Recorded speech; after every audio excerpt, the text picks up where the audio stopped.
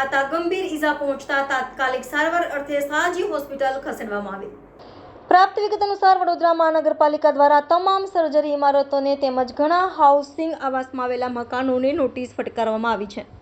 ત્યારે હરણી વિજયનગર ખાતે ઇન્દિરા આવાસ યોજના આવેલ છે। વરસાદ વરસતાની સાથે જ વરસાદને નિહાળવા નયનાબેન જાદવ ઉંમર વર્ષ આશરે 45 પોતાની બાલ્કનીમાં ઊભા રહ્યા હતા। ઇમારત જર્જરિત હોવાના કારણે જે બાલ્કનીમાં ઊભા રહ્યા હતા તે બાલ્કની જ ધડાકાભેર નીચે પડતા સાથે નયનાબેન જાદવ પણ જમીન પર પટકાતા શરીરના ભાગે ગંભીર ઈજા પહોંચતા તેમને તાત્કાલિક સારવાર અર્થે SSG હોસ્પિટલ ખસેડવામાં આવ્યા હતા, જ્યાં તબીબોએ તેમની હાલત ગંભીર હોવાનું જણાવ્યું છે। નયનાબેન નરેશભાઈ જાદવ। શું ઘટના ઘટી? એટલે ગેલેરીમાં હતા ને ઉપરથી ગેલેરી પડી। એટલે શું જોવા માટે ઉભેલા? એ વરસાદ આવતો હશે એટલે બહાર નીકળ્યા હશે। કયા વિસ્તારમાંથી આવો છો? વિજયનગર હરણી રોડ।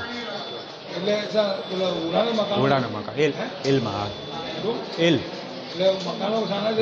ઉડાના જ છે ને, ઇન્દિરા આવાસ યોજના એટલે વરસાદ જોવા નીકળ્યા હશે। બાલ્કની જ પડી? આ બાલ્કની જ પડી। શું અત્યારે પરિસ્થિતિ શું છે? ડૉક્ટર સાહેબે થોડું ક્રિટિકલ કહી છે।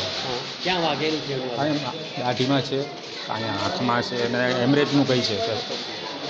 સિટી સ્કેન કરાવીએ તો ખબર પડે। શું નામ તમારું? જીતુભાઈ।